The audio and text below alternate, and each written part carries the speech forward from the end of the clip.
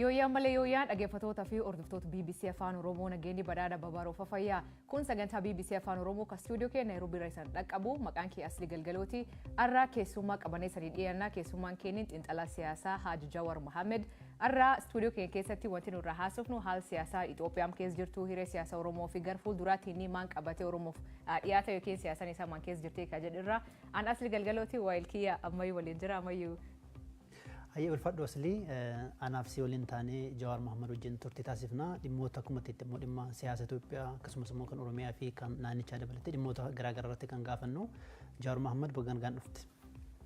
Baga nagaa walitti deebine ittiin waggaa jaamu torba dura dhugaa dhufee ture. Utuu inni itti natti fakkaata.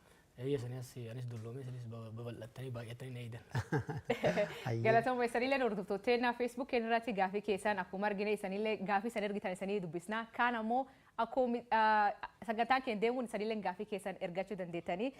Jawaariyyoo gaafii keenya jalqabne ati nam siyaasaa beekamaa Itoophiyaa keessa addunyaa keessallee guddoo beekamu waggaa 3 dura eegimanidhaatii baatamu guddum calleefte. Afuur baafachuuf moo maanta dhalate? Ndulloomere. Kun yeroo adda addaatti jetti yeroo mana dhaabootti biisu rakkoo hamaa keessa turte. Mana dhaas taa'ee waan yaadaa tureef yoo bahe maaliin godha kayyoo mari'achaa turre bakka wajjinis. Kanaaf yeroo san lolli Tigraay reefu xiqqoo hara galfata. Oromiyaa keessas lola hamaa ture.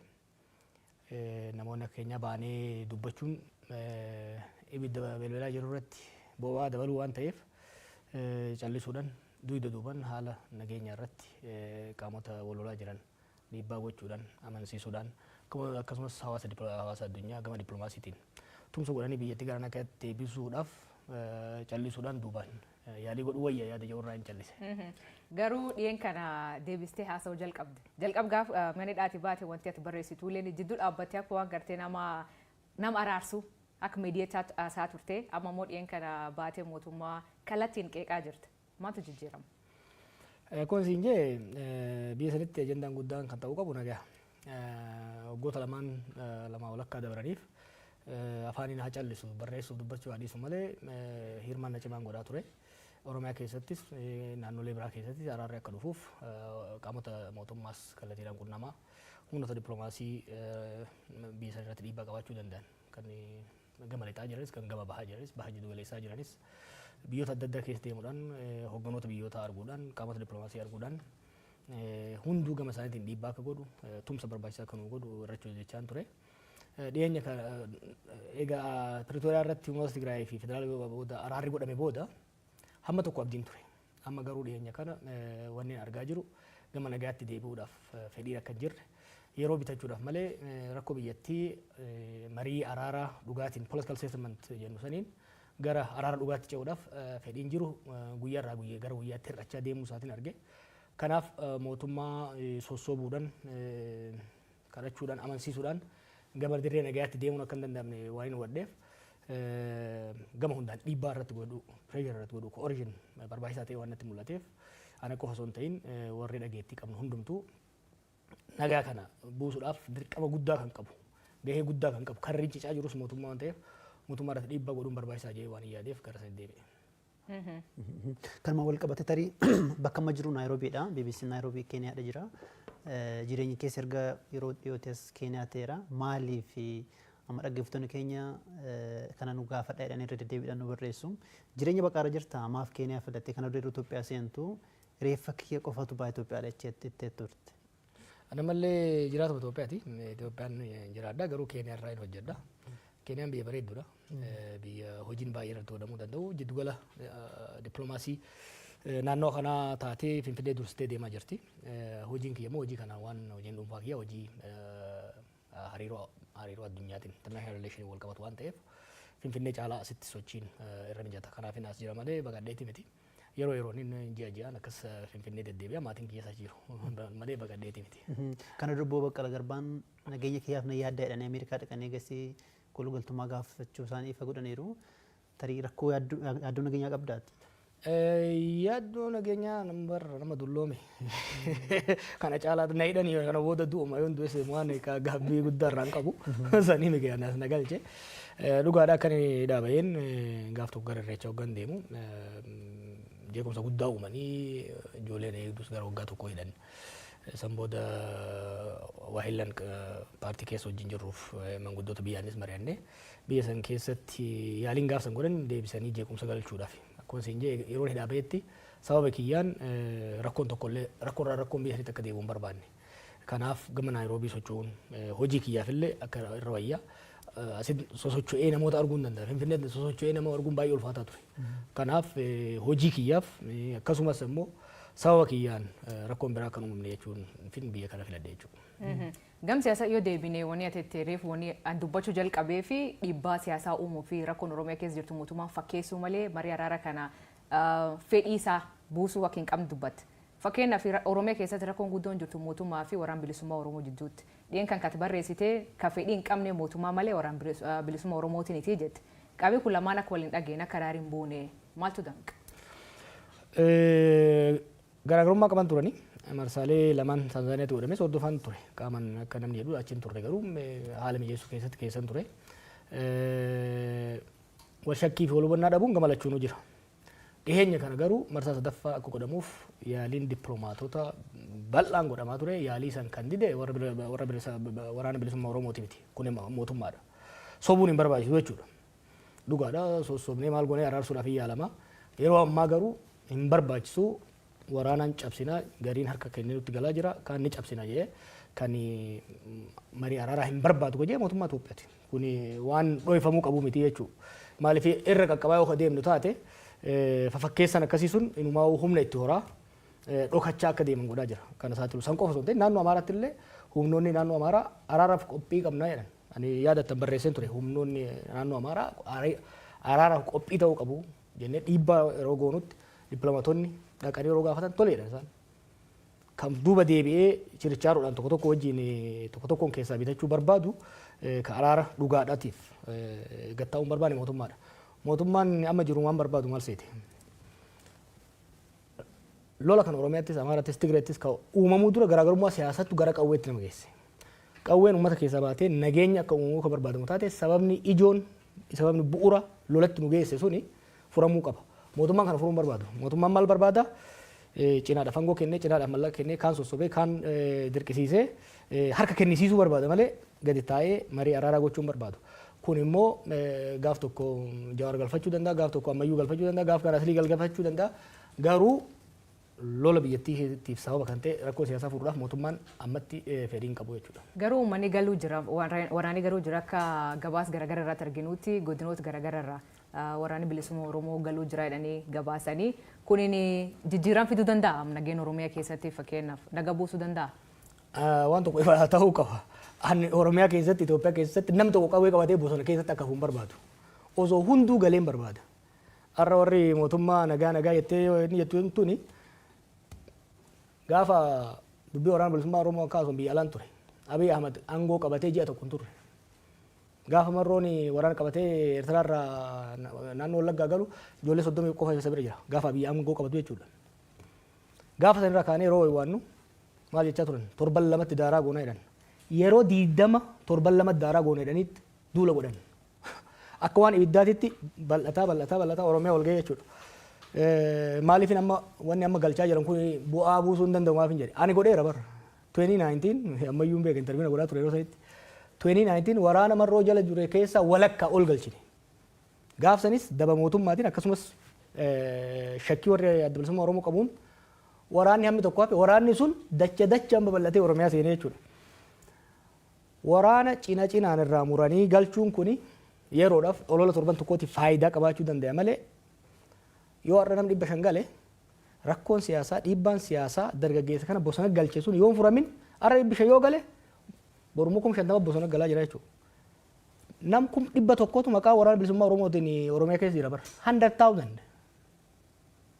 dargaggeessa kana kan dhiibee galche siyaasa marrooti miti.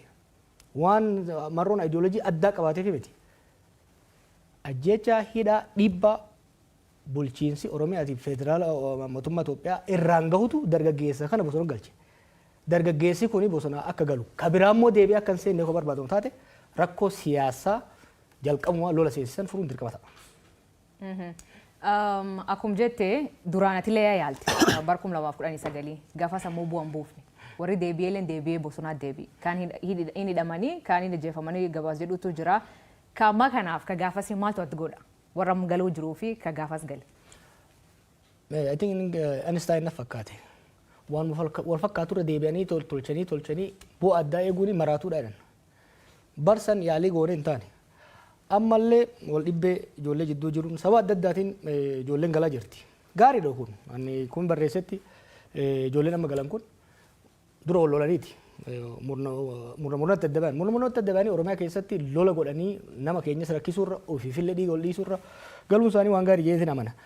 Garuu rakkoo Oromiyaa keessa lola Oromiyaa keessaa kanaaf furmaata ta'uu hin danda'u. Rakkoo kana kan uume wal dhibdee adda bilisummaa Oromootii fi OPDO yookiin immoo OPP jedhan jidduutti uumame tokko. Lammaffaa murtii Abiy Ahmad abbaa irree ta'uudhaaf jecha dirree siyaasaa biyyattii dhiphiseetu kanatti nu fidee jechuudha. Kanaaf dirree siyaasaa bal'isuu marii araaraa wal amantaa humnoota siyaasaa jidduutti. Abbaa OPDO jidduu qofa miti. Murnoota Amaaraa wajjinis, murnoota Tigraay wajjinis rakkoolee siyaasaa mariidhaan political bargain godhanii yoo kan furiin taate kaarra bosona jiru yoo gale borummoo kala dachaadhaan galaa jechuudha. Remember Abbaa kan hoogganaa ture Daawud Ibsaatii fi Abdii Raggaasaati. Daawud Ibsaa siyaasaa hooggana. Abdii Raggaasaa ajajaa waraanaa ture. Isaan Finfinnee galan. Warri shakkite ijoolleen hamma tokko bosona galte jechuudha. Har'a osoo marroonuu galee Oromiyaa keessatti nageenyi bu'uu hin danda'u hamma wal dhibdeen siyaasaa bosona nama galchituun adda furmaatan argatanitti. Jawar wal dhibdeen siyaasaa kun ni dhiifama ammayyuu akkamiin furamuu danda'a? Fakkeenyaaf gaaf biyyaa galtanii wanni ijaartanii turtanii baqaan isaa gaaddis hooggansa Oromoo jettanii ijaartan. Paartiilee biyya bulchurraa, paartiilee mormituurraa jaarsolee ijaartanii walitti fiddan. Kaayyoon isaa maal ture? Maafi baay'ee fi galmaan ga'uu dadhabe? Kaayyoo baay'eef maaf galmaan ga'uu dadhabe? Maaltu jira fakkaate? Akka nuti yaada turree fi akka itti abiifaa yaada turan gargar ture. Nuyi sirni abbaa irree EPRDF dadhabee kuufee qabsoo uummataatiin kuufee warri jijjiirama hoggannee gara fuulduraa dhufes nu warri jijjiirama finnes amma booda walii tumsine wal hubanne walii obsine biyya gara dimokiraasii ceesisa hawwii jedhu qabna turre hawwii saniin deemaa turre. Isaan garuu karoora biraa qabaachaa turan. Ifa ture jalqabuma warraa jechuudha mormaan ture kobeetu. Adadaan isaan irree abbaa irrummaa cimsachaa deeman. Nummoo yaalii irree isaanii san hamma tokko dhiibbaa irra goonee daandii baaburaa gara dimokiraasii geessuurraa akka hin baaneef shaakalaa turre jechuudha. Deemnee ka yaalle sunis wanni hin ta'iniif maali? Nu gaman harkifne isaan gaman harkisanii gaaddisnillee bifa saniin laamsha'uu danda'e. Kanaaf rakkoon kana ture. Asirratti xiyyeeffatama waa dabaluudhaa fi warri mootummaa maal jedhu akkuma nuti dhufnee aangoo qabanneeni mormii mataan isaa ta'u gargaarsa biraatiin isaa ta'u paartiilee mormituu waggoota dheeraa falmaa waan turree fi amma carraan keenya aangoo nuti dabarsuu qabdu jedhanii aangoo irratti hodhabneedha. Kanatti paartiilee mormituu irra deddeebiidhaan qeequ. Maal deebiin kee? Aangoo nuti wayyaan irraa fuudhee harka isaan kaa'e. Osoo barbaanne aangoo maal argatu? Dhugaa yoo dubbannu taate jiru Daawud jira Leencoo jira yoo barbaade Abiy waggaa 10 haa bulchu. Garuu tokko gaafiin uummataa akka deebi'u. Lammaffaa sirna demokraatawaa sabaaf sablammoota biyya sanii haqa isaanii bifa walqixxummaadhaan kabachiisuu danda'u fiduu qaba. Yaaliin hanga ammaatti murnoota adda addaatiin aangoo irra qabataniin sirna abbaa irree tursiisuudhaaf yaalame biyyattii laaffisa. Hariiroo hawaasa biyyattii sanii addaan fageessa jeeqaa waan deemeef bara amma aangoon Oromoo harka seenee jedhamu kanatti a better model, a better vision biyya saniif qabaachuu qabna yaada jedhuun jechuudha. Warra gaafsa isaan gargaaree dhiisi warri isaan irraa shakkii qabaachaa ture. Daawud Faanis ta'e warri biraatis aangoo isaanii hin barbaanne soba kun. Yeroo sanitti aangoo mootummaa kanaa osoo barbaadame hin argatan jechuudha. I was the principal natu murteesse hunda isaanii caala. It was me. OPDO'n keessaa humni jijjiiramaa aangoo qabachuu qabaa jennee kitaaba keessatti hin agartan. Warra TPLF wajjin negoshee goone ugee bittu sam. Hin turre bara isaan hin sobu warri garaagarummaa qabna hogganoota Oromoo bifa adda addaa wajjin jiran. Kanarratti garuu namni yeroo sanitti aangoo nuu kennaa jedheen hin jiru. Bakki wal dhibdeen dhufe maali?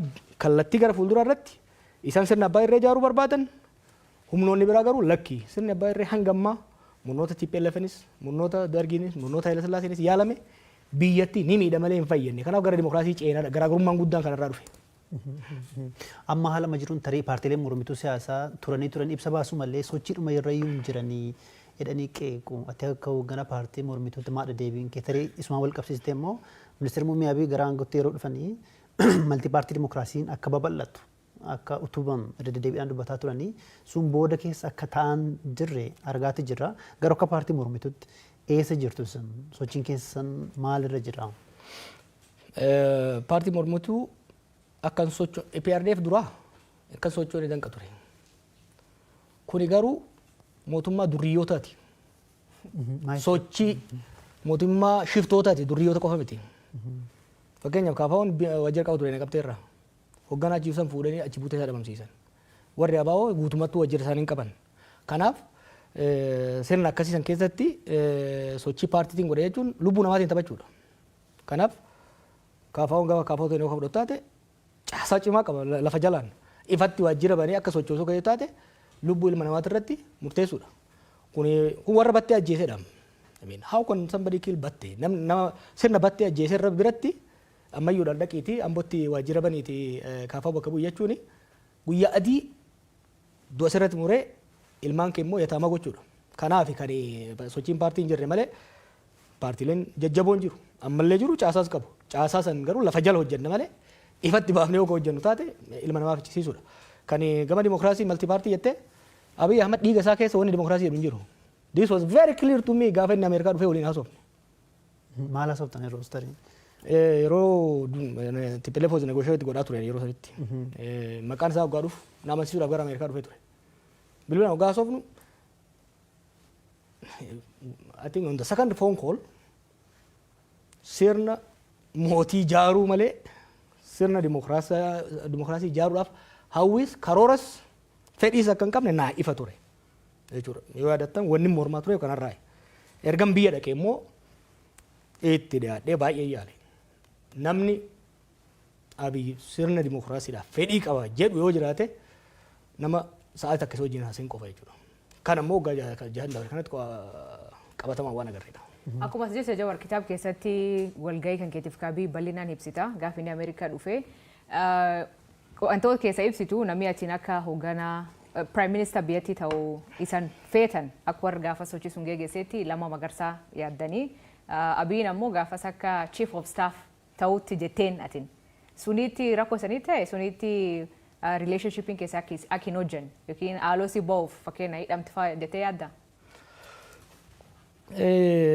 Garaagarummaan keenya fundamentally Oromiyaa fi Itoophiyaa ani uumuu barbaadu akka uumamtu barbaaduu fi Abiy uumuu barbaadu garagara.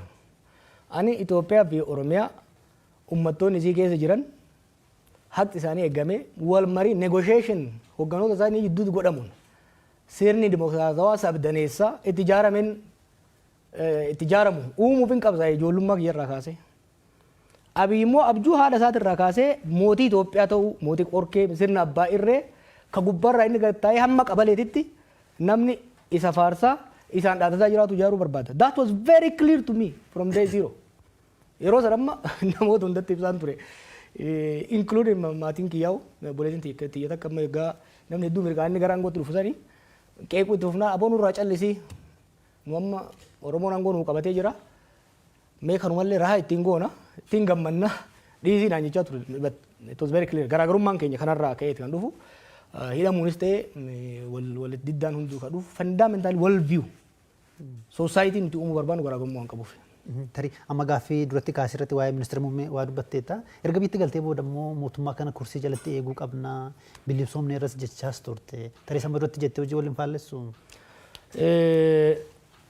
Maaltu ta'etti fakkaate? Kophaan ta'e yeroo mormu san uummanni mormitoonni manguddoonni dhufanii waajjiratti nuu ta'eera wayyaanummaan haa deemtu malee Oromoo haa ta'u malee abbaan fedhe aangoo qabaatu na cinqan. Ofii shakkii beektaa? Inni naaftee ofii fangoo barbaadde ofii shakkuun dhiiroo yoo sirba mammaasa Oromoo tokko jira beektaa? Umarii sirbana fakkaate 11 ta'anii hojiin manaa bayanii 10 garana godhee tokko godhee eenyuun maraateen isaan beekamu. Ofii shakkee I said maybe I'm wrong. maybe waan hin agarree gurbaa kanarratti uummanni argaa jira. So let me give it. Jiru warri amma kana waliin haasofnee murteessine. Let me give it a try. Akkasii okay. Yoo adattan gaafa nyangoo qabate boleessi yangoo qabattee mi'aayee wanda dabarte amma dandeenyu walaa gargaaru. I decided okay gufuu ta'uu hin danda'u. Waan hin beeku hojjennoon kee kun jiru ta'e hamma danda'een haa tumsu yaada yoo hin biyya gale waggaa tokko oliif day and night gargaaraan ture karaa deebisuudhaaf hammama yaalaa deebiin garuu milkaa'uu hin dandeenye. Kanaaf nan rakkadhe gaafas I have to try something saniif ni jedhe. Asilitti dabarsuu kun dura akkanuma siyaasa tokkotti Itoophiyaa bulchuuf yaada qabdaa? Yoo jara kanarra hafte dhugaan siin jaa. Maal jechuu? Anaalojii makiinaan jiru tokko jira beektaa? Akka jarri kun amma itti deemuun yoo rabbi nu gargaare malee biyyi tuni biyya turtuu biyya hiddisii gaffagaattuu taate beektaa uummanni biyya sanii garaarsa nyaata. Uummata miskiina beektaa uummata fayyaales wallaahi uummata nagayaati beektaa. Biyya kanatti agartanii waggaa taaksiin parsantii 2 waggaatti dabalamu akkatti biyya raasan. 42% gaaza irratti saantiimii 10 waggaa dabalame. Uummanni isaanii yeroo ammaa kana taaksii parsantii 300 hanga 1,000tti dabalanii milishaan miila bitaatiin isa dhiitaa uummanni kuni biyyi irratti hin diigamanii hamtuun kana caalaa natti hin dhufin yaada jiru irraa ka'eeti nagayaan bula jechuudha. Uummanni sun garaa nama nyaata. Kanaaf hamma danda'een biyyi tuni sirna kanarraa akka haftu. We need to have a country. We need to save our country. Missioning generation kana is to save Ethiopia from Abiy Ahmed. Maaliif akkaataa jarri kun keessattuu Abiyyi fi murni isa wajjin deeman ittiin deemaa jiranii we might not have a country eega isaan deeman booda. Laali warri TPLF fi warri Malasillee hamtu turan. I fought them. I know them very closely. Nan beeka jarsanis. Jarri suni hin kijibanii yoo kijiban garuu kijiba si amansiisuuf kijiban malee hin amanan. Jarri kuni kijiba si kijiban san ifiifillee amanan. Jaalama dura biyyan ture argeen ture qondaalota gurguddoo. What's very scary wanni nama sodaachisu waa biyya sanii amma fagoo kana seettanii sun gaazexeessota waan biyya sanii waan agaa hubattan baay'ee jira. Waa'ee diinagdee waggaatti kaafte akka waan dammaaf aanan mana hunda keessa yaa'aa jiru. Qananiin biyya hunda ol ga'ee maal rakkoon diinagdee ati haasaa jirtu. Ilmi namaa garuu Finfinnee magaalaa jidduutti waan nyaatu hin qabu. Gaafan dhaqee jaartiin tokko arge. Jaarsi doktora waggaa 15 hojjeteera. Jaartiin narsiidha waggaa 10 hojjetteerti. Remember the highest earning professionals. Ijoollee fi waan ittiin barsiisan ufiifummoo waan ittiin even ijoolleedhaaf nyaata gahaa ittiin geessan rakkataa jira jechuudha. Rakkoo akkasiisan keessatti akka waan qananiin jirutti deemaa jiran jechuudha. Naannoon Amaaraa practically harka mootummaan jiru. Oromiyaan practically harka mootummaan jiru. Haala kana keessatti qondaalonni mootummaa waggaa agartu akka waan tokko rakkoon biyya san hin jirretti haasa'u jechuudha. This willful ignorance is extremely scary. Ai dhagaan qondaalota mootummaa biyyoota adda wajjin nan hojjedhan arga. Observing godha abbootii irreeti hamma dimokiraasii social dimokiraatota Iskandinaviyaa jiranitti. Garuu murna akka jara kana ka of wallaale saamicha qofa malee ifiif saamuun alatti biiti harkatti dhumte Finfinneetti galte. The state has shrunk. State capacity mootummaa tokko sirna mootummaa tokko kan meejor godhamu lafa biyya san keessa jirtu keessa hammamta akka to'ata. Humna mootummaa alatti humni biraa hidhatee socho'u jiraachuu hanqisuudha. With all the measurement the state is shrinking. Finfinneef naannoo isii qofarratti ta'uun ifa irra dhaabanii calaqqisiisaa oolan tana alatti harka isaaniitti baateerti biitti.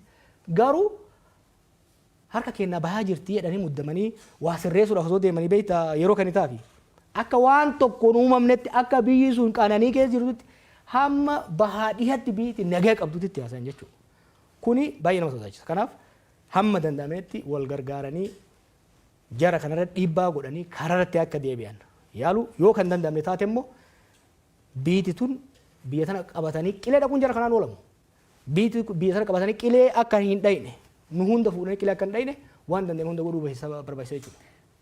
Imana obbo Jawaar mootummaa dhiyees kana isaanillee gaafannee deebii isaanii isaniif dhiyeessina. Ammoo ammaatti waan ati akkuma sirnoota kaanii mootummaa kallee ofirraa mancaasuun qabsoon ofirra mancaasuun barbaachisaa jetti. Asiin dura qabsoo Oromoo geggeessanii turtan qabsoo qeerroo yookiin Oromoo protest yookiin mormii Oromoo geggeessanii turtan achiin mootummaa nam jiru aangootti dhufe. Kan aangoo irra kaasuu fi sochiin akkasii in hojjette jettee yaadda? Sochiin uummata sirna kamiifuu hin ta'a. Uumama muuxannoo itti qabnan Oromoon beeke. Beektaa of dagatanii. Akkani dhaabeen qondaalota argaan ture. Seenaa faasitti immoo barbaadan deebi'anii akkatti qabsaa'anii wayyaanee ofirraa kaasan. Warra wayyaaneen qe'ee keessaa guurtee ergachaa aangoo tursiiftetu qabsoo ummataatiin, qabsoo qonnaan bulaatiin, qabsoo barataatiin aangoo irratti ol ba'ee arga deebi'ee uummata irratti qoosuu barbaada. Sirna kamiyyuu ani sirna mancaasuutti namanu jecha jetteef. I believe in reform. I don't believe in revolution. Revolution jechuun warraaqsa jechuun sirna tokko hundeen buqqaasanii haara irra dhaabudha. That's distractive biyya tokkoof. Saniifin sirni EPRDF sirni wayyaanee guututti akka diigamurra dhiibbaa godhamuun dirqisiifamee gara karaa jijjiiramatti akka seenuuf ka jedhu tarsiimuu fudhannee jechuudha. Ammas taanaan sirna mancaasuu waan jedhutu namanu. Sirna abbaa irree jalatti immoo gateettii ofirra kaayanii jilbifachuutti si namanu jechuudha. Kanaaf hamma danda'ametti beekna kan ammoo qaroo muuxannoo itti qabna. Arra dhiisi kaleessa gaafa muuxannoo guddaa hin qabne qabsoon nagayaa hin hojjetu yoo yaadattan mootummaan maal jedhan mootummaan simbiraa miti dhagaan hin bu'u yeroo yaa'u turanittis dunuunfannetti deemne. Dhaloonni nu duubaan dhufe immoo nu jaalaa qarmaadha. Nu jaalaa qarmaa nu caalaa bilchaataadha. Wanni amma jechaa jiru maali? Kuni waamicha mootummaadhaaf. Karaan amma deemaa jiran kun Itoophiyaas kasaarsa, isaanis kasaarsa. Salphinaaf kaanii Oromoo immoo salphinatti fidaa jiran. Oromootti diina baay'isaa jiran. Saamichi, tuffiin, diigumsi isaan biyya irratti geessaa jiran kun Oromoo bitaa mirgaan diinatti baay'isaa jira.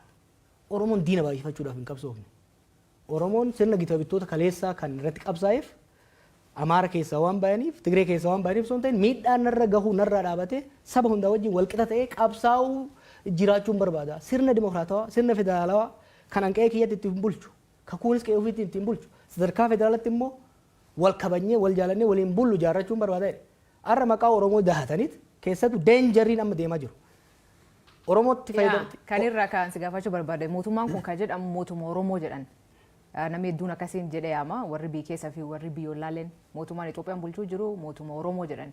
Mootummaa Oromoo jechuun kun uummata Oromoof bu'aa yookiin miidhaa qaba. Wanni hin haalamne jarri aangoo irra jiru Abiy irraa kaasee Oromoodha. San qofa osoo hin ta'in qabsoo Oromootiin aangoo irra bayan. Kanaaf Ormii alagaan ka biyya keessaas ka fagoos hoolaalu warra Oromoon aangoo irra baase jarri kun Oromoodha. Jai mootummaa Oromoo jedhee ilaaluunsaa waan nu ajaa'ibu qabu miti. Garuu sirni tokko mootummaa Oromoo yookiin immoo mootummaa saba kanaa kan jedhamuu danda'u yoo uummanni sun naata jedhee filatee aangoo irra baasee jechuudha. Kanaafuu mootummaa murna Oromootiin jedhanan. Mootummaa Abiy, mootummaa murna Oromootiin mootummaa Abiy jettee yoo keesseen alatti mootummaa Oromoo jettu. Garuu hubannaan sabni biraa godhu kun humna lama jira mootummaa Oromoo kana ka'uuf. Tokko warra Oromoo amalee cabsuu barbaadan, Oromoo qaanyessuu barbaadan, warra Oromoo mataa qaqqabsiisuu barbaadan ture, warra taranyaa hidhee deemuu barbaadu. Kun warra murnaati. Hojii hojjetan kana yoo ilaalte amma haasaa Oromoo waggaa walitti qaban haasayan. Akka waan Oromoo fayyadanitti, akka waan Oromoon faayidaa addaa qabutti dhiyeessu warrummaa mootummaa kun. Kuni Oromoodhaaf rakkoo guddaa uumuu danda'a. Maaliif xuriin sirnichaa sabarratti dhufuu danda'a jechuudha. Kanaaf uummanni keenya of eeggannoo guddaadhaan deemuu danda'uu qaba. Uummanni keenya dirqama guddaa qaba jechuudha. Laal kaleessa gateettii Oromootiin aangootti bayan. Egaa aangootti bayatan booda humnoota Amaaraa maqaa Itoophiyaatiin faarsaa sobaa uf jala diriirsanitti humnoota siyaasaa Oromootii fi humnoota siyaasaa Tigraay rukutan. Amma immoo waggaa humnoota Tigraay wajjin nagaa buusanii humnoota Amaaraatiin wal lolan Oromoo jalatti dahatanitti maqaa Oromootiin of dhoksaa of haguuganii Amaara cabsuu barbaadan. Humnoota siyaasaa Amaaraa wajjin garaagarummaa yeroo dheeraa qabna. Mootonni isaan keessaa bayan miidhaa guddaa saba keenya irraan gahan. Nuyi garuu Amaara irraa haaloo bahuu irraa hajaan qabna. Nuti Amaara wajjin daangaa bal'aa waliin qabna. hariiroo yeroo dheeraa waliin qabne garaagarummaa qabnu falmiidhaan furanna. Garuu sirna abbaa irree tokko bira dhaabannee Amaara cabsu Tigree cabsu waan jedhu hin qabnu jechuudha. Itoophiyaan kaleessa maal jechaa turre? Itoophiyaan Oromoodhaaf hin taane namuufuu hin taatu jechaa turre gaafa qabsoofne. Har'a immoo Itoophiyaan Amaaraan taate hin taane Oromoodhaaf hin taatu. Itoophiyaan Tigreedhaaf hin taane Oromoodhaaf hin taatu. Itoophiyaan Oromoodhaaf taatu ka isaafis nagaa kennitu.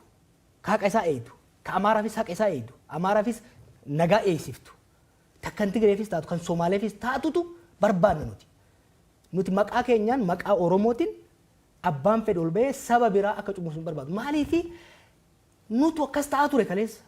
Kalee murni Amaara keessaa ba'e Amaara keessa dahatee maqaa Itoophiyaatiin uummata keenya cafaqaa ture. Waggoota 27 murni Tigraay keessaa ba'e maqaa Tigraayin saba keenya cafaqaa ture. Har'a immoo madaan nurra gahe madaa saba biraatti irra gahuu hin eeyyamnu jechuudha. Kan dura dhaabachuu qabnu. Maaliifi kana yoo callifne rakkoo uummata Tigraay irra gahe hubachuun barbaachisaadha. Boru gaafa sirni kun kufu waliin akkan kufne. Garee Alawaayitii jedhamu jira Siiriyaa keessa. Waggaa 50 wayiif maatiin Alasad isaaniin of marsee maqaa isaaniitiin uummata saba bal'aa biyyattii cunqursaa ture. Har'a yeroo isaan kufan uummanni sun rakkina hamaaf saaxilame jechuudha. Kanaaf Oromoon sirni kun gaafa kufu maqaa isaa nyaatee akkan kufne of eeggannoo guddaa godhuu qaba jechuudha. Amma filannoo biyyaalessaa waggaa dhufu taasifama jedhamee eegama. Ni hirmaatta akka paartiitti jechuu kiyya. Achiin waa gahu. Inuma geenyee dheeraa gahu filannoo kana dura irratti paartiin ati keessa miseensa turte boykoot godhe kun hin hirmaanne tarii filannoo ta'an irratti amma ilaalcha siyaasaa baay'ee dhiyeessaa jirta. Erga mana hidhaatii baatee booda immoo tasgabbooftee gidduu dhaabattee dubbataa turte. Egaa dhiyootti immoo mootummaa baay'ee qeeqaa jirta. Akka kana dura yeroo aktiivizummaa yookiin immoo ala teessee mootummaa qeeqaa turte sana fakkaata ilaalchi kee gaafa ilaale jedhu. Tarii filannoo dhufu irratti hirmaachuun kee hagam mirkana yaada akkasii qabda. Kun siin jee achiin waan gahu maaliif siin jee si fakkaate. Haala qabataa amma Itoophiyaa keessa jiruun filannoo godhuu hin danda'amu. Dachiin biyyattii parsantii 70 ol harka to'annaa mootummaa jala hin jiru jechuudha. Filannoo gaggeessuu hin danda'u. Xaa'oo bara mootummaan fidee riphee loltaatu uummata araabsaa. Torban dabre kan naannoo Amaaraa keessa konkolaataan takka socho'an turre. You cannot have an election where the state does not have a control over the physical space. Waan kana bar waan amma sitti mukana I was telling them waggoota lamaan dabre kana haa callisu malee miidiyaarra qondaalota kan waraanaas kan siviilis you are losing it biyyattii isin harkatti shunquyxee harka ganaa keessanitti. Abiy Ahmed Shimallisi Adaanechii fi namichi Amaaraa suni they are co-mayors of Addis Ababa. Addis Ababa qofa waliin bulchan Finfinnee qofa waliin bulchaa jiran beeki. The rest of the country is not in their control. Haala akkasii keessatti waa'ee filannoo dubbachuun rakkisaadha.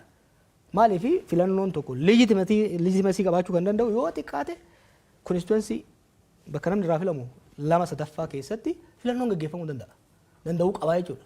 Haala ammaatiin parsantii 30 keessattuu filannoo gaggeessuu hin danda'amu.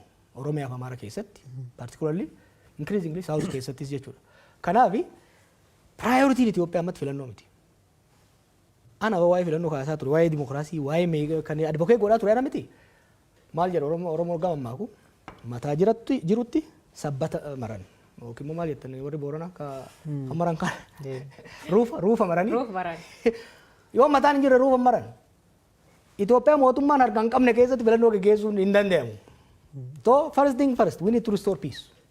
Akkamiin fiduu danda'u keessumaa fakkeenyaaf naannoo Oromiyaa keessa walitti bu'iinsi jira waggaa 5 deemaa jira erga mootummaan humnoota federaalaallee bobbaasee waggaa 6 ta'eera naannoo Amaaraa keessas immoo erga waraanni Tigraay keessa dhumee booda deebi'ee hammaateera. Rakkoowwan walitti bu'iinsawwan naannolee lamaan keessa jiran keessaa kamtu furuuf cimaadha akkamiinis immoo furamuu danda'a walitti bu'iinsawwan Itoophiyaa keessa jiran kun wantoonni ijoo hojjetamuu qaban maali akka nama siyaasa tokkotti tokko 2-3 wanni tarreessuu dandeessu. Furuudhaaf fedhiin jiraannan furuudhaaf laafaadha. Akkamiin. Biitiin carraa guddaa qabdi. Tokkoffaa namni lola ifatee jira. Maaliif lola ifatee fakkaate? Itoophiyaan lola keessa turteerti erguma uumamte irraa kaasee.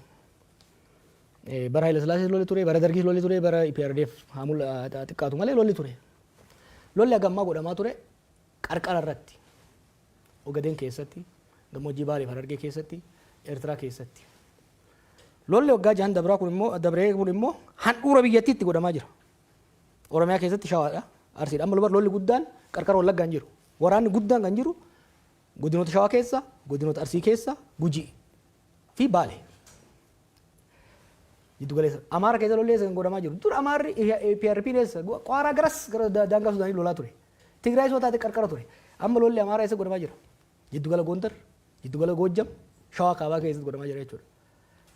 Lafa naannoon kun maali? Lafa oomishaan beekamu uummanni bal'aan keessa jiru jechuudha. Kanaaf durii gaafa lolli qarqara godhamu uummattoonni Itoophiyaa jiddu galeessa jiran darbee ilmaan erganii sinqiin ergan. Amma garuu lolli qe'ee isaanii irratti godhamaa jira jechuudha. Kun uummata baay'ee nuffisiisee jira. Uummanni Itoophiyaa kan Oromiyaa keessa jirus, kan Amaara keessa jiru, kan Tigraay keessa jirus lola ifatee jira jechuudha. Akka kaleessatti naa cabsi. Uummanni Itoophiyaa keessatti maraatu saayikoosisii ture from 2019 to 2022. Amma sun fayye namni amma araara barbaada uummanni akka uummataatti. Lammaffaa riphee loltoonnis bifa yaadan saniin deemuu akka hin dandeenye hubatanii jiran. Kabiraa hawaasni addunyaa biyyoonni ollaa keenyaas ture ta'e kan fagoo jiran biiti tun addaan faca'uu heddii jedhanii sodaa guddaa keessa jiran waan jiraniif bifa danda'ame hundaan tumsa nuu gochuudhaaf araarri akka dhufu tumsa nuu gochuudhaaf qophiidha. An kana waanin kallattiidhaan beekuuf dubbachuu hin danda'a jechuudha. Kanaaf biyya keessatti there is a peace market uummata jidduu. Biyya alaatti deeggarsa cimaa argachuu dandeenya araara fiduudhaaf. Maaliif biitti Itoophiyaa jedhamtu kun akka facaatu kan barbaadu hin jiru.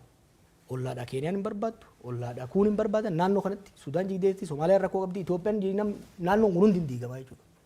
Saba kanaaf biyyoonni ollaatis nageenya akka dhufu barbaadan. Even biyyoonni Arabaa kassafaman kun yeroo baay'ee lola gargaaran. Haa ta'u malee wanni isaan Itoophiyaa irraa qaban food production nyaata. Yoo biyya tasgabbooftee qonni kan qotamuu danda'u. Kanaaf biyyoonni Arabaatis yoo taate biyyoonni bahaa dhihaatis yoo kan taatu taate nagaa akka finnu barbaadan. Nagaa kan hin barbaanne mootummaadha. Kan ammoo waan isaan mormuuf miti. Waan inni itti dhiyaate irraa dhaga'e. Practically hojii isaan hojjetan guyyaa guyyaan waan hordofeef. Maaliif? Asirratti tarii waraana dhafedhu moo wallaalummaatu kanatti oofe akka ilaalcha keetti? Beektaa aangoon maal si godha si fakkaate? Aangoon of tuulummaas itti uuma. Maaliif keessattuu sirna abbaa irree uumuu waggaa barbaaddu warra xiqqoo si xiixu dura warra si mormu ariita. Sanbooda warra gorsa atiin jaalanne si kennu ofirraa ariita. Sanbooda warra maqaa keetiin hadiraa dha'uu of marsita.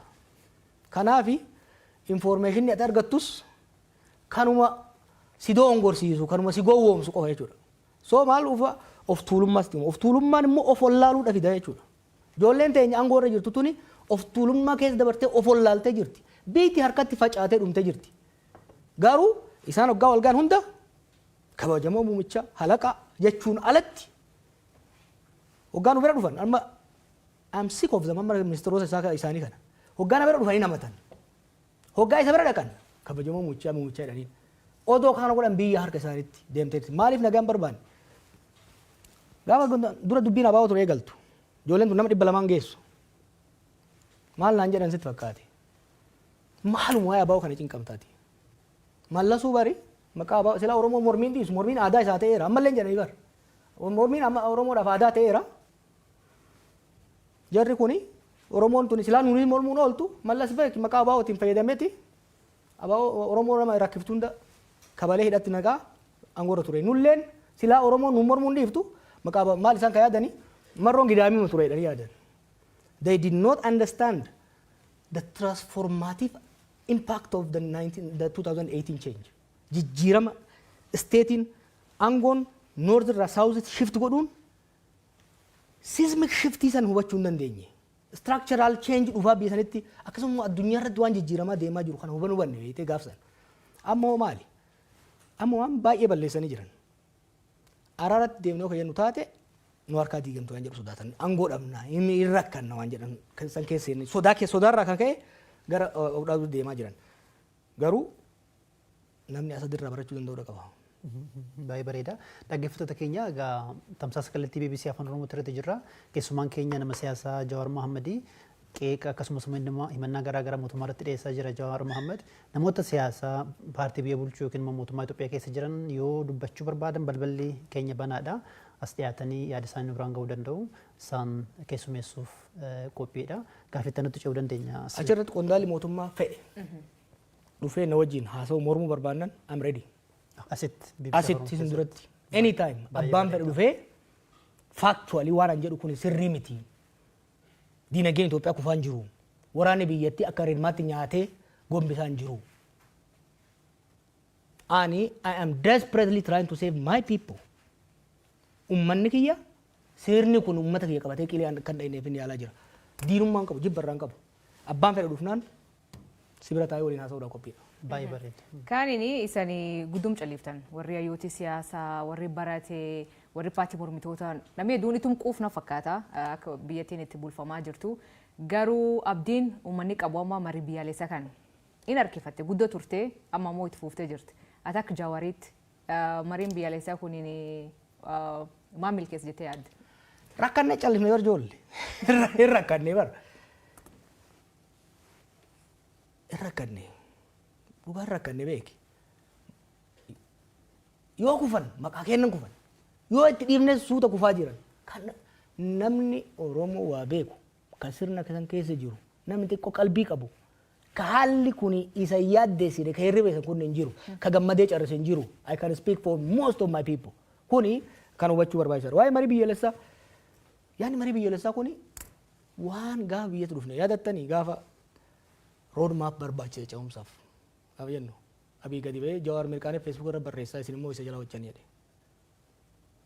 No, mirkaanee miti. I studied it. I studied transition. I spent my entire life. Jiruu kiyyaan irratti qorachaa ture. Gaafsa road map hin barbaachisu. Anis hin ceesa jedheet biyya qileetti galche. Warri waan marii biyyoolessaa kana 2018 akka dhufu barbaanne 2018 with evidence dokumentii inni itti kennine hin didan. Gaafa eega biyyatti daddabarte booda 2022 gadi hin ba'an. Okay. Hin turte garuu ammallee taatu bishaan kan jiga jalan boo'anii kanuma fee ol qabanii okay itti adeemnu sirnaan hojjedha. Mariin biyyoolessaa warra mariisisu gaafa filatan irraa kaasee warri mari'atu hedu wal hubannoodhaan jaarsaa jaartii nu bare yoo wal lolan jaarsa lakkaayatan san irratti walii galanii malee abbammaan fedhe dhufee ka gara tokko jiru qofa dhufee araarsuu hin danda'u. Kanaa ta'u lammaffaa mariin biyyoolessaa yeroo lama ta'a. Tokko lolli akka hin dhufne hanqisuudhaaf. Lama eega lolli dhufe booda araara buusuudhaaf. Yeroo sanitti lolli ho'aan jira. Tigraay wajjin lolli godhamaa jira. Oromiyaa keessatti lolli godhamaa jira. Helaa jarana. Marii biyyoolessaa itti dhayina. Mee dura qawween sagaleen qawwee haa dhaabbatu. Nagaa haa buufnu. San booda mariidhaan biyya tana baraarraa karaatti deebifna jenneen. Kaafaa hundi kana jedhe paartiilee hundi kana jedhan. Didanii hogguma sana akkuma barbaadan cahanii jaaran. Paartiileen gaafsan keessa seenanillee amma keessattuu paartiileen gama Amaararraa dhufan ka gaafsan isaa wajjin turanillee amma lolli gaa'ee galu keessa ganii jiru jechuudha. Amma bare Abiyyumatu daawwitii keessa taa'ee ofiin mari'ate yoo ka ta'u taate malee mariin biyyoolessaa jiraachuu hin danda'u. Mariin biyyoolessaa tokko biyya tokko keessa biyya tokkotti nagaa buusuudhaaf biyya tokkotti araara uummanni akka walitti fayyuu fiduudhaaf eegalliinsaa adeemsisaa barbaachisaadha. Amma akkuma hidhaabeen warra komishiinaroota kan hunda yaamee mana kiyyatti nagaafatanii waliin haasofne ammallee hamma torban dabareetti waliin dubbadhaan ture. Mariin biyyoolessaa itti namana biyyaaf gaariidha. Garuu akkaataan itti eegalanii fi akkaataan amma ittiin deeman of sobaa jiranii. Of sobaas biyyas jiigsaa jiranii. Mariin biyyoolessaa amma san qofaa miti. Waa baay'ee balleessan. Dhimmi daangaatii fi eenyummaa akka furamuuf komishinii daangaa fi eenyummaa maqaadhaaf ijaaranii waggaa 3 lafarraa harkisanii odoo akka hojjetin diigame. Marii araara biyyoolessaa jedhamu tokko ture komishinii araara biyyoolessaa waggaa 3 ture malee ni meeqatti ba'e odoo bu'aan buusin. Komishiniin kun amma jiru kunillee waan takka qofa godhee deemu deema. Sirna jiru sirna pirezidantii godha. Abiyyiin pirezidantii ta'a. Mootii ta'a. Haguma kana very short sighted. This is not Oromo don't deserve this. Ethiopia don't deserve this kind of leadership. Nuti ummata guddaadha bar. Ummata gadaatu fi hin jenna bar.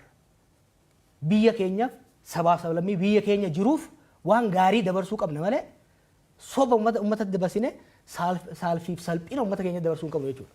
nama uumat bita yoo isan uumat keessaniif obaatanii Itoophiyaa guutuuf bahuu dandeettan. Garuu amma fakkeenyaaf kitaaba kan keessatti waan ati uummanni tokko rooroo fi cuqursa jala bahuu fi waliin qabsaa'uu barbaachisaa jetti. Garuu amma uummata Oromoo keessatti wal qoodinsi guddaa jira. Uumat keessatti paartiilee siyaasaa keessatti hoggansa keessatti wal qoodinsi akka malee mul'ata. Isan akka uummataatti akka warra Oromoon of duraan laaltutti. Oromoon isantu jijjiir fidaa itti isan laalti mitire isanuu waliin dhageettan walii galuu dadhabdan wal shakkii jira. Akka malee hoggansa Oromoo jidduutti kun maaf uumama? Uummanni Oromoo uummata qoqqoodamaa miti. Gaafa biyya alaa bahu waan akkanaa ture. Just hoggan abaaboo jidduutti garaagarummaan waan tureef Oromoon tu waliin galtu waliin taatu noo. Naannoo kanatti uummanni akka Oromoo bilchina siyaasaa qabu. Hubannaa siyaasaa qabu hin jiru. Hin callisa malee. Osoo Oromoon kun tokkummaa qabaachuu baate ka'ee warra taankii baankii harkaa qabu paartii sirna cimaa Afrikaa keessatti tokkoffaa jedhame ka waggaa 50 bubbeen fedhan sochoosu jedhu waggaa 4 keessa firfirsee jilbiifachiisu ture. Warri Oromoon tokkummaan qabu jedhu warra Oromoon beeyne jechuudha. I know my people. Uummanni Oromoo tokkummaa qaba.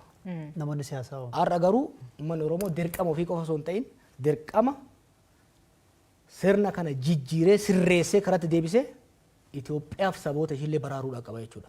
Hoggansa keessas yoo kan taate hoggansa keessa garaagarummaan lama qofa jira Oromoo keessa.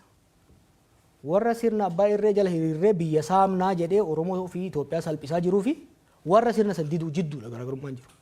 Bulchiinsa ministeera muummee Abiy bulchiinsa abbaa irree jettee ibsite amma akkasii ilaalchi akkasii. Abbaa irree laamshoftu anokrasii. Anokrasii jechuun sirni abbaa irree tokko cimaa yoo ta'e autokrasii kan jennuuni dikteetarri jira gubbarra hamma gadiititti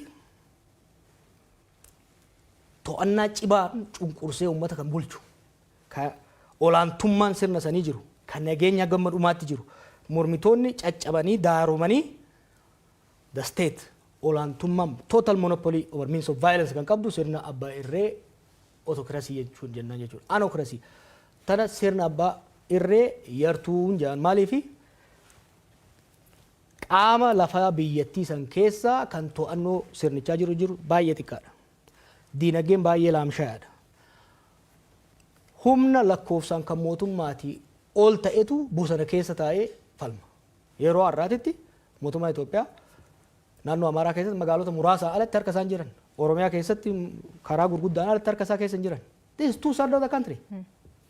Sirna akkasiitiin sirna abbaa irree ta'uu fedhu. Malee ta'uu fedhee guutamuu fi diddee karatti rarra'ee hafeedha jechuudha. Duratti ripheeltoonnis akka isaan yaadan hin taanee fi jettee dubbattee turte. Ammatti immoo lakkoofsi hidhattoota bosona jiranii kan mootummaa yoo hin caaleette. Tarii mootummaa yaaddessuu danda'u akka mootummaan ibsutti ministeera muummee Abiy torbanuma lama dura otuma waggaa 1000 yoo nu lolanii immoo hin dandeenye dubbatanii turanii akka ilaalcha keetti lolanii mootummaa to'achuu hin danda'ama Itoophiyaa keessatti. Mormitoonni akka isaan yaadan kana hin jedhu uummanni hin deeggaru ripheeltoota. Uummanni ifateera lola. Uummanni Oromiyaas kan Amaaraas kan Tigraayis lola ifateera. Ripheeltoonni kun uummata keessa jiru. Dhaannaa onnee uummataa kana ni beekan. Kanaafin siin jaakka fedhanii deemaa jiru. San qofa osoo hin ta'in sirni ripheelolaa adeemsi ripheelolaa durii fi insurgensiin amma adda adda dur nama muraasatu yuunivarsiitii keessaa ta'uu bakka tokko ka'ee niikulasiidhaan san booda ripheelolaa jaara. Amma sochii uummataatu gara fincilaatti jijjiirame ripheeloltoonni bifa wal ta'iniin decentralized bifa ta'een autonomous ta'anii deemu jechuudha. Kanaaf akka fedhan sanitti deemuudhaaf isaan rakkisa. Haa ta'u immoo ripheeloltoonni bakka hundatti waan baay'ataniif sirna mootummaa yeeyyii beekta bineensa yeeyyii jedhamu. Yeeyyiin amma arba mataa isiitti homaan gootu takkitti. Waan baay'attee bakka hundaa nyaattuuf guyyaa lamas yoo itti fixtu lafa waan dhoofti. Sochiin ripheelolaa kun amma Finfinnee uumaan sodaachisu ammaaf. Garuu Finfinneen sammuudha jennu. Sammuu arbichaa yookiin immoo onnee arbichaa ta'a jennu. Garuu immoo bakka hundaa sochiin godhamu kuni sochii qonnaa, sochii daldalaa, caasaa bulchiinsaa laaffisee laamsheessaa deemaa jira. Diinagdee kuffisaa deemaa jira. Diinagdeen Itoophiyaa almost kuffee lafa jira amma. Faalaan immoo mootummaan ittuu diinagdeen Itoophiyaa biyyootuma baha Afrikaa kanuma Keeniyaa akka caale GDPdhaanis yoo ilaalle gara doolaara biliyoona 200 akka caalee kan ibsaa jiru deddeebiidhaan badhaadhinni akka jiru ibsaa jira mootummaan tarii dubbiin kee faallaa kanaati. Ana sinamanii abiyyi sinamanii warra keessanii bilbili gaafadhu. Ask your family. Warra keessaniin jireenyi isinii hooyyofte moo kan baadiyyaa jirus kan magaalaa jirus. Dinagdeen Itoophiyaa akka isaan jedhee guddataa jiraate. Barsiisan, haakim, qonnaan bulaan, daldalaan jireenyi isaa kan bara waggaa 6 duraarra fooyya'aa deemuu danda'ami. Namanuu baanaan gaafadhu maatii kee. Don't go too far. Hiriyoota wajjin baratte gaafadhu. Haala waliigalaa dinagdee biyyattiiti moo jireenya lammiilee biyyattiiti amma kan amma dubbataa jiru? Yoo bultii qabaatte hin beeku mindaan kee yoo dabale. Qabsiin jaartiin ta'e bitattuu wayyaa. Manni barnootaa ijoolleen teenyaan ijoolleen teenyaattuu hin fooyyaa. Kopheen isaan diratan hin fooyyaa. Akkasii miti. Mindaan kee galii biyyoolessaati. Galii biyyoolessaati. Maal ta'aa jirti fakkaate? Dinagdee maaltu laaffise? Dinagdeen har'aa miti. Erga mallas du'e irraa kan abii qofa ittiin bileem gochuu hin ta'u. Erga mallas du'e irraa mallas jeneraaloota bakka adda addaa kaa'ee qondaalota kana gaafa mallas du'u qondaalonni jeneraaloonni qabeenya biyyattii saamutti seenan. Sochiin godhaa turres dinagdeen laaffise. Jarri ammaa kun immoo erga dhufe maal ta'e? Tokko lola Tigraay qofatti doolaara biliyoona 28 oli kan kasaarame. Imagine dinagdeen Itoophiyaa guddaan tokko Oromiyaadha lama Amaara. Naannoo sanitti sochii dinagdee godhamaa jiruun sochii lolaa godhamuun dinagdee laamsha'ee jira. Kanaaf bifa lolaatiin daldalli hanqateera, qonni hanqateera. Sababa lolaatiin immoo investimentiin biyya keessaa ta'e biyya alaa qaqal'atee dhaabbateera. Tun balaa lolaati. Maallaqa xiqqoo irraa haftee maal godhaa jiran? Beeta mangistii cululuqaa ittiin ijaaranii. Riizoortii isaan qoftii fi araboonni fi warri biraa dhufanii wajjin bashannan qofa ittiin ijaaranii. Maallaqa xiqqootti hafteen. Biyya tokko keessa biyya tokko kan guddisu investimentiin mootummaa garam deemuu qaba. Productive sector kan jennuun qonna irratti deebi'uu qaba. Faabirika irratti deebi'uu qaba. Yeroo har'aas Itoophiyaan beeta mangistii ijaaruu miti kan isiin malu. Warshaa xaa'oo ijaaruu qabdi turte. Deengadda oduu tokkoon arge. Itoophiyaan warshaa sukkaraa mootummaan warshaa sukkaraa 8 qaba. Tokko qofatu hojjeta. 7 dhaabateera. Maaliin dhaabate beektaa? Malawaawwaca spare parts doolaara dhabane waan ittiin bitan. Maaliif? Doolaarri biyyattii kaan lolli dhabamsiiseera. Kaafe masaraa mootummaa fi riizoortii bashannanaatiif bahaa jira jechuudha. Kanaaf dinagdeen biyyattii laamsheera. Lolli maal godhaa jira? To'annoo mootummaan qabu harkaa fuudhee dinagdee keessattuu gama baadiyyaatiin jiru. Remember, qabeen Itoophiyaa sochiin Itoophiyaa guddaan qonna. Qonni dhaabateera. Kanaaf maali ayyaana waggaa irratti I think waajjira Adaanitti waa sana fakkaata. Shunkurtii Taanzaaniyaa irraa fidan. Imagine! Itoophiyaa maaliif shunkurtiin Itoophiyaa Taanzaaniyaa dhufa beektaa? Naannoo maqii kana naannoo laga Awaash kana ka shunkurtiin maaliif kuduraa fi fuduraan irraa dhufu? Sababa lolli naannoo san jiruun dhaabateera jechuudha. Kanaaf maal godhaa jira? Lolli kun maal godhaa jira? Biyyattii nyaatee lafaan dhiyaa. Asad maal ta'e? Waggaa 14 irraa lolli eegale 19 irraa. Riphee loltoota hin laaffise. Garuu riphee loltoonni bakka jiran itti oofufan. Dinagdeen biyyattiin laaffate. Waraanni biyyattii ni laamshee. Gaafa warri alaa gargaaru sun biraa deemu waraanni biyyattii keessi isaa horoqee dinagdeen biyyattii horoqee waan tureef torbanta keessatti jijjigee jechuudha. Ka Itoophiyaas carraan kanarraa addan ta'u yoo saffisaan wal dhageenya karatti ka deemnu taate malee. Rakkoon biraa ka biyya keessa jirtu amma fakkeenyaaf rakkoo nageenya jirti, dinagdeen jirti. Ammoo inni uummataa tamaan tana dhukkubsamuu ta'uu jiru nan butanii maallaqa gaafachuu. Kunin maal akeekatileen barreessite turte? Ka butu beektaa lachuu. Amma beektaa biisanitti humni qawwee reefka mootummaa caala kan hin jiru ka officially mootummaan bobbaasu. Qondaalonni mootummallee beektaa waraana ofii qabanii ka biyyattiin saaman kan daldalaa qabanii ittiin saaman ka barre riphee lolaanii seera didee bosona galeemi qaamni mootummallee nama saama riphee lolallee nama saama ummanni rakkoo guddaa sheer godha immoo maallaqa sirraa fuudha kana baankiin walii dabarsan qaamni mootummaa keessa jira jechuudha. Amma deengadda iyyinee ka dhaabsinu fakkeenyaaf kan biraa hafetti waraana si galchine fuudhanii waraana raafuu yoo barbaadde 100,000, 20,000, 30,000 jechuudha. Maaliif sababa sirni wanni amma reefu isin jedhu sun sirni mootummaa the state has become so weak hedduu waan laamshoftee jirtuuf sirni mootummaa kabiraa dhiisii caasaan mootummaatu to'annoo mootummaatii ala bahee saamicha irratti yakka irratti bobba'aa jira jechuudha. Kun immoo uummanni akka abdii kutatu uummanni akka dallansuu hamaa keessa galu isa godhee jira. Kanuma wal qabsiisee kallattiidhaan tamsaasa BBC Afaan Oromoo caqasaa jirtu keessumaan keenya jawaarmahamadidha. Kitaaba haaraa barreessee guyyaa boru eebbisiisa. Garuu dhimmoota siyaasaa naannoo Oromiyaa san Itoophiyaas kan nutti kaasaa jirru himannawwan garaagaraa qeeqa garaagaraa aangawoota mootummaa akkasumas immoo qondaalota paartii biyya bulchuu irratti dhiyeessaatti jira Jawaari. Akkanuma siyaasatti kun waan eegamu yoo deebii kennuu barbaadan yookiin immoo dhimma kanarratti yoo BBCtti dhiyaatanii dubbachuu barbaadan kan keenya banaadha. Namoonni siyaasaa keessumaa kan paartii biyya bulchuu keessa jiranii Jawaar daldala keessa jira. Maaliin jiraatta galiin kee maali? Hojiin qaba garuu yoon daldalee maal rakkoonsa? Namni siyaasaa hattuu ta'uu qaba jechuudha. Maali yeroo hedduun dhagaa waan akkanaa kana namni siyaasaa yoo hojjete yoo dalagate maal rakkoonsa? Ani dalagachuu hin danda'u moo? Fayyaa shaniin qaba. Beekumsa barnoota hin qaba. Yoon hojjetadhe maali? Yoon daldale maali nama rakkoonsa? Inumaatu rakkoon biyya san keessa jiru namni hannaaf siyaasatti seena. Of danda'een hojjetu. Kanaaf an osoon daldalee osoon itti beekee daldalee ittiin gammadaan. Daldalan keessa hin jiru garuu hojii gaarii qaba. Hojii sanan hojjedha. Yoommoo rabbi naa qajeelchee carraan daldalaa dhufte immoo sirriittiin daldalaa kun waan waalamuu qabu miti. Akkuma jette qeeqa irra deebiidhaan dhiyaatuudhaa fi gama kaaniin hariiroon dhaaba kaafaa waliin qabdu keessumaa ammatti hoggana taanaa paartii Koongireesii Federaalaa Oromooti kan kan kaafaawati.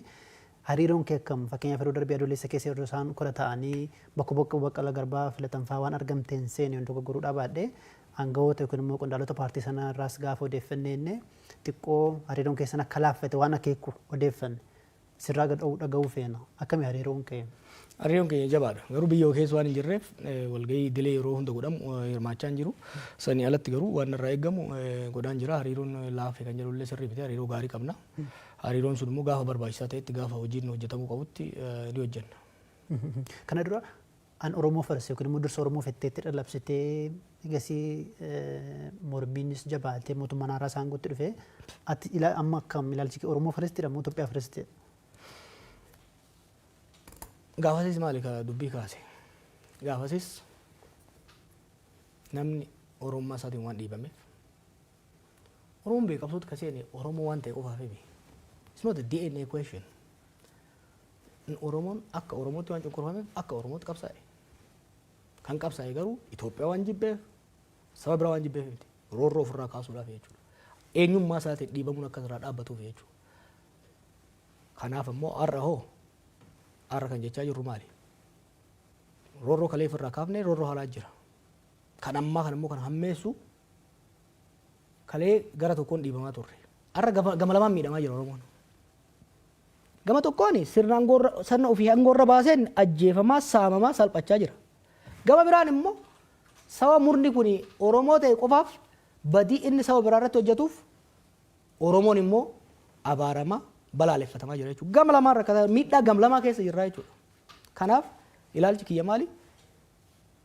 Itoophiyaa Oromoofis saba biraafis haqa eegdee wal taasiftee walii tumsiiftee dimokiraatawaa taate jaaruu irratti fuulleffadhee hojjedha jechuudha. Gaaffiin namoonni hedduun amma karaa feesbuukii nu gaafachaa jiranii jawaaronni san nu gaafatanii waa'ee du'a caaluu irratti nu gaafadhaa jiran gaaffiin du'e sanillee gaafasuma hidhamtanii waan du'e sun irraa waan beektan qabdani. Akkuma beektu kan Hacaaluun ajjeefame borumtaa isaan hidhame. Amma nu badhu kitaaba keessa barreessee jira. Odeeffannoon qabu kan ragaa ittiin qabne immoo barreessine. Du'a Hacaaluu ni qoratama. Har'as ta'uu baatu boru ni qoratama. Dhugaan immoo ni baha. Har'atti odeeffannoon ragaa qabatamaan hin jirre baasuun ragaa san dhoysuutti waan nama geessuuf waa baay'ee keessa yeroo adda addaa nan gaafatamaa seenuu barbaadu. Gaafa tokko garuu qaamni walabaa ta'e dhaabbatee waan ta'e tokko tokkoon akka deemu. Wanni ani beeku garuu erga gurbaan ajjeefame irraa kaasee qaamni mootummaa dhugaan akka hin baaneef dhodhoisaa hedduu godha akka ture ifa sammuu kitaaba keessa kaa'een jira. Kan inni sorry ammayyuu ka bal'inaan gaafatamuu jiru waa'ee laptop kan kee kaa'atu obbo Lammaa Magarsaa kenniti. Eegi laptop itti kennite obbo Lammaallee dachuma as buuteen isaa dhabamtee laptop kan keetii fi waan obbo Lammaan keessa jiru maal qabda? Bil laptop itu narra naftu. You see, we tried bar biyya sanitti wanni xiqqoo tokko yeroo tokko na aarsu maal akka ta'e beekta. Yeroo san na sodaatu turan. Akkam biyyatti hin galle jaarsota irratti ergan. Dhufuu dura isaan achi dhufuu dura akkam biyyatti hin galle akkanaaf. Waan biyya dhufee aangoo irraa fudhatu itti fakkaatu ture. Akkan aangoo irraa isaanillee hin barbaanne. Akkan isaanii tumsuu heetu. Hubachiisuun qaba laaptooppii keessan kenne. I was disarming qabsoo qeerroo fillee symbolically kan hin barbaade qabsoofni as geenye amma jara aangoo irra dhufe kana jeequrra tasgabbii isaan dhabsiisurra mee yeroo kenninee fi hamma dandeenyetti kabnee qaqqabne qaawwa isaanii cuccufne haa deemnu symbolically sodaa naasuu yeroo san abiifaa keessa jiran keessa baasuufin bifa saniitti kenne. Haala lammaa odoo gaafattanii wayya fayyaa akka qabu nagaa akka qabu Awurooppaa akka jiru nan beeka dabaree wal quba qabna lammaan nama galaa taate Oromoodhaaf hin gaabbu kitaaba keessaa kan hin jiru tokko lammaa deeggaruu hojjetu hin gaabbuan. He is a decent human being. Akka Oromoon barbaade dhumarra godhuu baatus sirna kana wajjin taa'ee Oromoo ajjeesuun sabaaf sablammiidhaan walitti naquun Oromoo qaaneessuu didduudhaan keessa bahuu isaatiif I am proud of supporting him. Wanni hin gaabbu namni baay'ee maaliif hin gaabbu jedhan. Wanni hin gaabbine keessaa tokko gurbaasan. He is a good human being and he is a good Oromo, a good Ethiopian. Gaafa nama akkasitti deeggaru san ani akka namni jedhu lammaan beekuun ture. Dhugaa hariiroo hin qabnu turre. Yeroo takka lama waasofnedha. But I feel I'm a good judge of character. He's a decent human being. And har'as taanaan namoonni baay'een of course maal calliseedhanii miti. Saba miidhurra akaakayyuun kee tokko maal jedha? Waa tolchuu dadhabde waa balleessurraa of qusachuu danda'uun waan gaariidha. Kanaaf ani ammas I have a huge respect isaaf. Okay, wal quba qabdu jechuudha. Yes. Tole gaaffii tokko dabalee gasii booda asilitti dabarsa. Amma rakkoo baay'eetu jira Itoophiyaa keessa akkatti kaaftee akka nama siyaasa tokkotti political economic immoo siyaasa diinagdee akkamitti wanna kanaaf furmaata fiduu danda'a. First thing first. Karaan irra deemamaa jiru qileetti nu galchee akka jiru balaa hamaa keessa biyya galchee akka jiru amanuu gaafata. Dongorri guddaan misoora siyaasaati. Ololli qaama siyaasaati. Siyaasa keessatti wanti hamaan olol ofiitti amanuudha. Hoggansi siyaasaa tokko propagaandaa ofiitti amanuu eegallaani ofis biyyas kasaarsa. Ethiopia is not on the right path. It's on the path to disaster. Abiyyi fi jarri isa bira jiru kan amananii fudhachuu danda'u qaban. Haalli Oromiyaa keessa jiru, haalli Tigraay keessa jiru, haalli Amaaraa keessa jiru harka mootummaati ala bahee jira. Kuni maal gaafata? Araara gaafata. Ani ni beekta. Humnoota bosona jiran kanaan nan qeeqama. Tarii kana dhabamsiisuu barbaadanis baay'ee Oromiyaattis Amaarattis. But this is no personal. Garuu bakka bu'ee sitti himuu nan danda'a. Humnoota hidhatanii deeman kana amansiisuun ulfaataa miti nagayaaf. Ijoolleen hedduun isaanii qabsaa'ota mirgaati bar. Marroonfaa waggaa 20 Abidura waggaa 20 qabsoo keessa turan. Zammana kaasee fa'aa Eertiraa turan. At a minimum they know what they stand for. Karaa tarsiimoo isaan hordofan irratti waliigaluu dhabna malee ilaalcha isaan qaban irratti waliigaluu dhabna malee at the heart biyyi akka diigamtu fedhiin qaban. Onne I can speak with confidence ijoollee nan beeka ijoollee kana. Wal falmaa turre wal beeyna wal loluu dandeenya. Ultimately garuu haala amma biyyi keessa jirtuun nagaa ala falli biraa hin jiru jedhanii tamanu. I challenge Abiifa. And I will bring ijoollee kana amansiisuudhaaf itti gaafatamummaa nan fudhadha. Nagaaf akka ta'aniif. Oromiyaa qofa osoo hin ta'in ka Amaaraas dabalatee. Ni amanu jedhanii amanan biyyi akka diigamtu barbaadan. warri mootummaa beetii harka isaanii maali maraatuun akkana maali maraatuun na'an baramma okay gaafa dura aangootti dhufanii muuxannoon hin jiru wanta tokkotti fakkaatuu danda'a dargaggummaan jiraachuu danda'a amma hoo maali after 6 years of disaster namni xiqqoo mallee dhaabbatee fulaaluu danda'uu qaba kanaaf falli jiru maali garaagarummaa siyaasaa jiran daandii siyaasaa irratti waliin mari'atanii furuudha malee the clock is ticking. The clock is ticking. Abiyyafis biyyaafis the clock is ticking. Anaan waan irraa aguufi miti. Ijoollummaa irraa kaasee siyaasa sana nyaachaa isumaan abjoochaa waan hin jiraadheef na fakkaata wantoonni tokko tokko fagoon nan mul'atan. And I can see clearly amma haalli amma deemaa jiru kun. Waniin amma iyyuuf waniin amma falmuuf immoo Itoophiyaa qofaaf miti. Salphachuuf deeman salphina already keessa jiran salphina hamaa keessa seenuudhaaf deeman. Salphinni kun immoo anaafis naaf dabare akka nama Oromoo tokkotti akka lammii Itoophiyaa tokkotti jechuudha. Kanaaf karatti deemuu gaafata.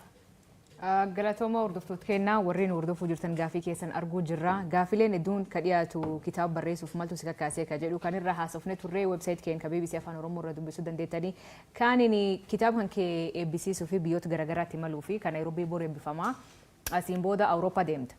Garuu kitaaba eebbisuu fi kaaniin qabsoo fuuldura yookiin qabsoo itaanuu irra haasa'uu fi jette maal jechuu? Bar dabre biroo tokko barreesseen ture. Kaaga amma gad dubbannu kana barbaree hin qabne wayi. Boqonnaalee qabsoo dabarsinee fi kan itti aanu. Callifnee ilaaluu hin dandeenyu. We owe it to our people. We owe it to the Ethiopian people. Oromoon hooggansi Oromoo anarraa dabalatee callifnee ilaaluu hin qabnu jechuudha callifnee ilaaluu hin dandeenyu. Dur irraa kaasee ergan biyya alaa dhaqee irraa kaasee aadaa tokkoon qaba. Yeroo yaadni tokko dhufu taa'uun hol uummata wajjin marii banaa godha. Yaada kiyyaan dhiyeessaa gaafiin hin dhufaa chaalenjiin hin dhufaa yaada san keessaa gabbifnee hojiitti seenna jechuudha. Clearly haalli amma Oromiyaan fi Itoophiyaan itti deemtu haalli jarri kun maqaa keenyan biyya ittiin deeman it is not sustainable, it is not beneficial, it is a disaster. Qabxii kana uummata wajjin mari'achuun barbaada. Uummata wajjin haasa'uun barbaada. Uummanni yaada kiyya challenge akka godhaniin barbaada. Anis challenge gochuun barbaada jechuudha. Kanaaf kitaabni akkuma carraa kana waliin dhufe malee amma marii sana irratti gaazexeessitoota akka keessanii bakka adda addaa jiran wajjinis haa ta'u uummata bal'aa biyyoota alaa keessa jiru wajjin mari'achuun barbaada jechuudha.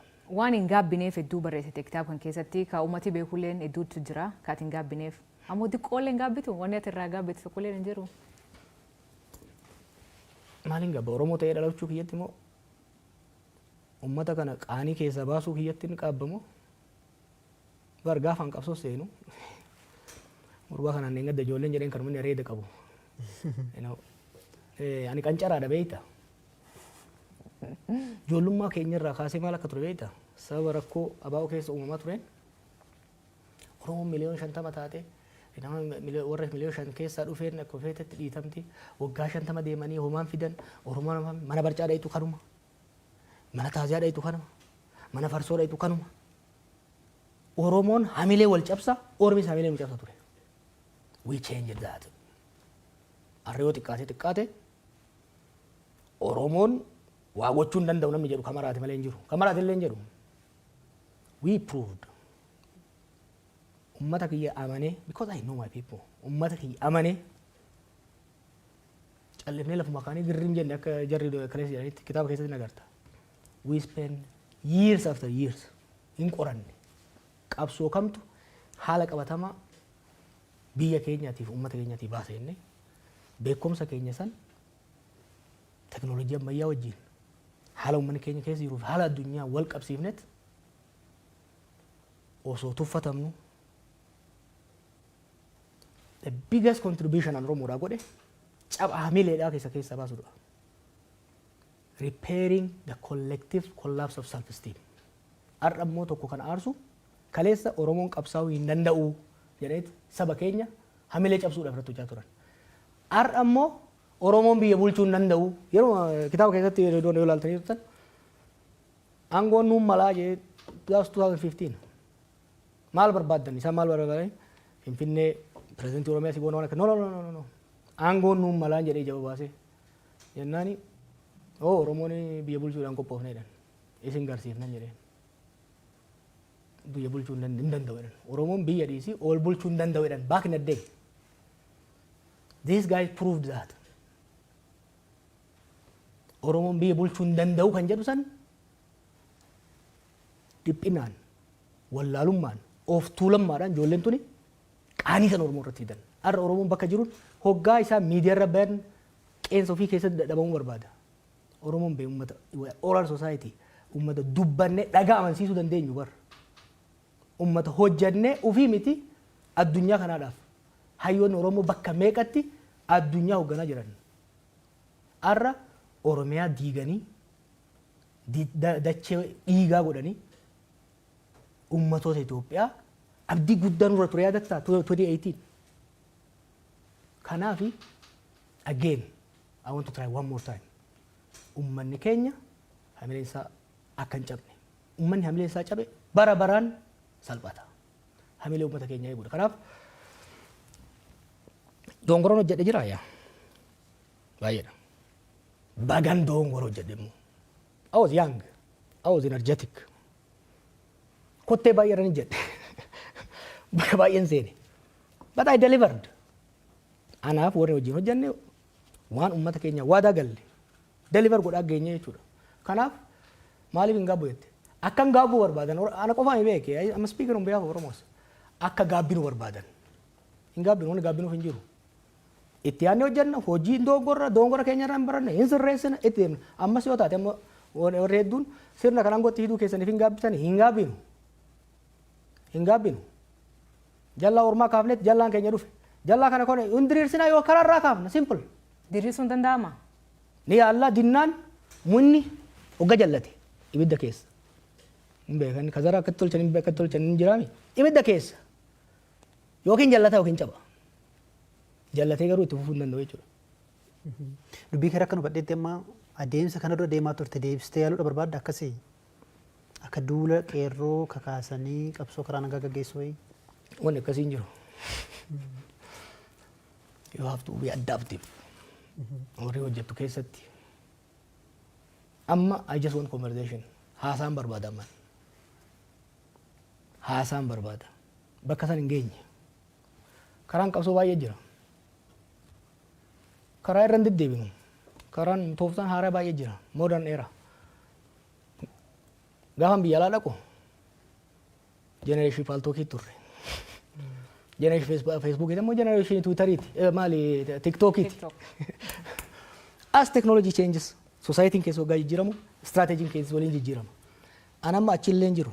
Amma waa'ee qabsootu haasa'an jiru, waa'ee sirna kana goonaa miti. We need to have a conversation akka Oromoo salphannee jirra. We have let down the Ethiopian people. Ummata Oromoo qofa osoo hin ta'in ummata Itoophiyaa, ummata gaanfa Afrikaa we have let them down. Liability taaneera. Ummata guddaadha nu. Baay'inaanis teessuma lafaatinis Somaaleen nurraa abdii qaba. Dhayin lola isaan wajjin seenna. Har'a mootummaan Abiy Oromoon hin lola, Amaaraan hin lola, Tigreen hin lola, Eertiraan hin lola, Somaaleen hin lola. No. Oromoon ummata kana hunda wal taasisee wal hin dhaga'ee naannoo gaanfa Afrikaa kana seenaa jeequmsaa, seenaa lolaa keessaa baasee tasgabbeessee hiyyummaa bara baraan uummanni naannoo kanaa kun ittiin beekamu keessaa baasee jaaruuf kan danda'u Oromoodha. Maaliif risoorsiidha qabna, dhugaa qabna, lafa bal'aa qabna, aadaa qabna, gadaa qabna. Kanaaf wanni nu barbaadnu what I want is conversation amma. Kan boodatti dhufna ammatti wanni hin barbaadu warra mootummaatis qeeqdhaan dhiyeessu come on kana caalaa callifnee kufaatii kana caalaa salphina kana caalaa keessa seenuu hin qabnu. I am calling for conversation. Mootummaa wajjinis warri mootummaa ola jirus haasa'uu qabna amma. Gadi baanee dhugaa walitti himnee haasa'uu qabnadha. Ayyee tamsaasa kallattii BBC Afaan Oromoo gama Facebookiidhaan hordofaa jirtu dhaggeeffattoota keenya keessumaan keenya jawaarmahamad kitaaba haaraa hin gaabbu jedhee guyyaa boruu eebbisiisa guyyaa kamisaa jechuudha Keeniyaa Naayiroobii keessatti isa booda immoo gara biyyoota Awuroopaas ni mala dhimmoota hedduu kaafne dhimma siyaasaa Itoophiyaa keessa qeeqawwan jajjabaa himannawwan jajjabaa mootummaa akkasumas immoo paartii biyya bulchuu irratti dhiyeesseera. Isarratti jarri mootummaa deebii kennuu yoo qophii ta'an balballi keenya banaadha. Gara xumuraa tarii dhimma gaanfa Afrikaa kana kaasteetta.